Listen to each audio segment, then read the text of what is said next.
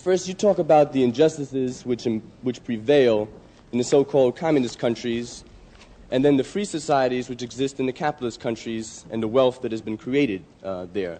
But you restrict your arguments to the Western European countries, the United States and Japan. What you fail to point out is that most of the countries in the world are capitalist.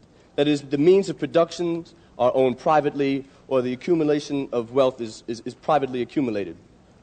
Most of these countries have severely repressive governments, and most of them suffer from huge unemployment rates, hunger, and poverty. If we look at India as compared to China, which has twice as many people, and under its system, the Chinese system, has been able to achieve things for the masses of people which India could not even consider. The same thing goes... Would you come to your question, please? How about? Just two more points, because excuse me, I'd like a little bit of free speech myself. That's okay.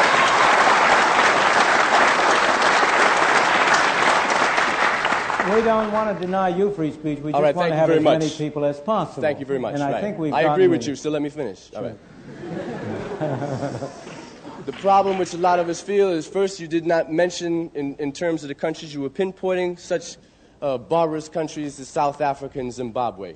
And in terms of giving your appraisal of the riches that have been accumulated in the Western so-called democracies, capitalist democracies, I would like you to give us an honest evaluation of just how these countries got so rich so quick, and that direct relationship of that to the fact that there were slaves that worked free labor, and the wealth that was created in this society being a direct product of that relationship, and also of the colonial relationships of the Western European countries and the wealth which they bled out of the people in their colonial domain. I will be glad to answer those questions.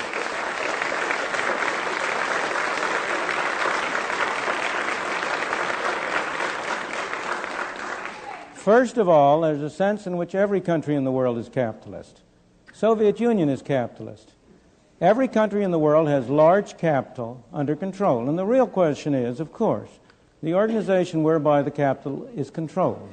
In the Soviet Union, it is controlled by the state or by officials of the state. In the second place, I have been talking for an hour. I would like to talk to you for 10 hours.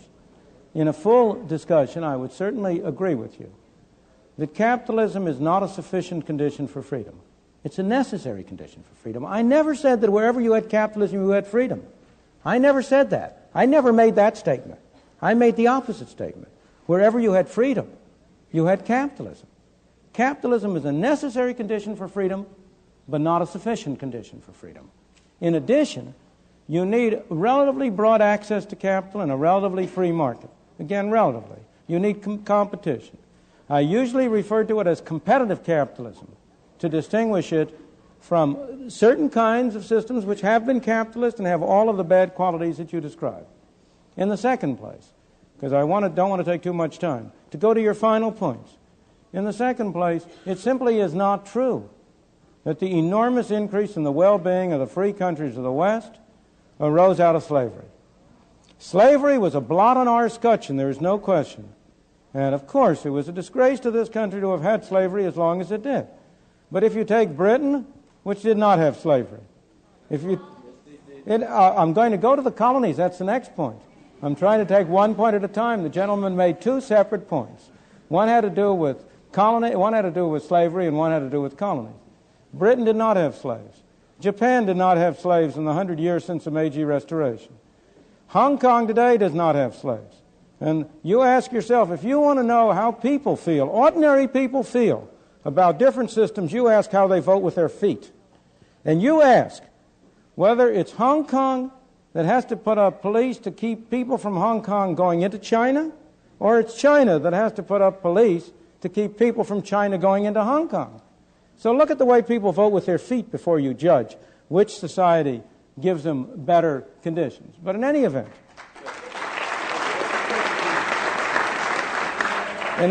let me go to the final point of colonies.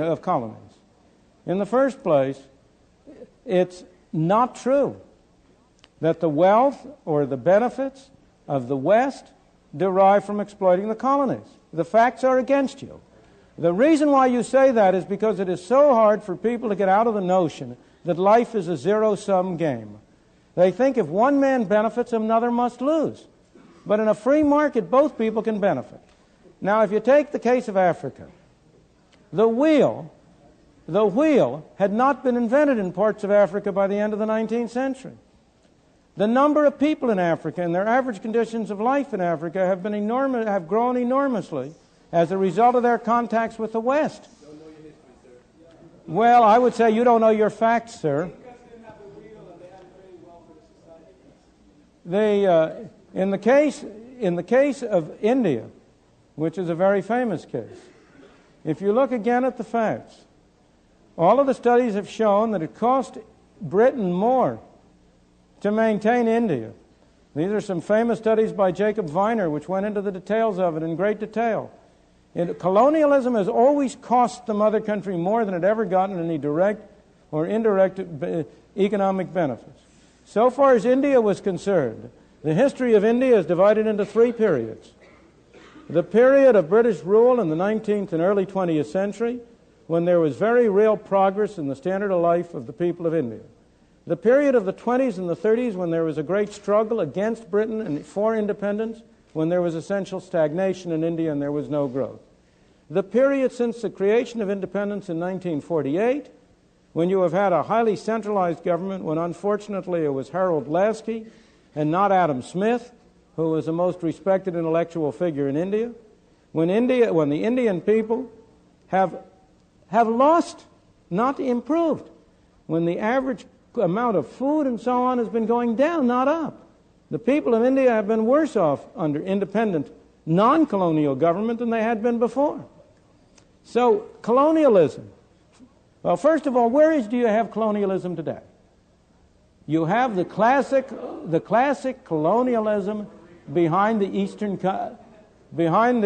Iron Curtain. You have Russia, which is a master country. I mean, not the Union of Socialist Soviet Republics, but Russia, which is a master country with a great colony around it within the Soviet Union, in Poland, in Czechoslovakia, in Hungary. That's the great example today of your classic kind of colonialism. The United States, with trivial exceptions, has never been a colonial country. It did have Philippines. It had Philippines for a while. Cuba was not a colony of the United States. In any event, you need a sense of proportion. In the period between the revolution in 1776 and 1898, the U.S. had no colonies. And yet the U.S., that was a period of the greatest growth and the greatest economic development of the United States. Mexico? Your question.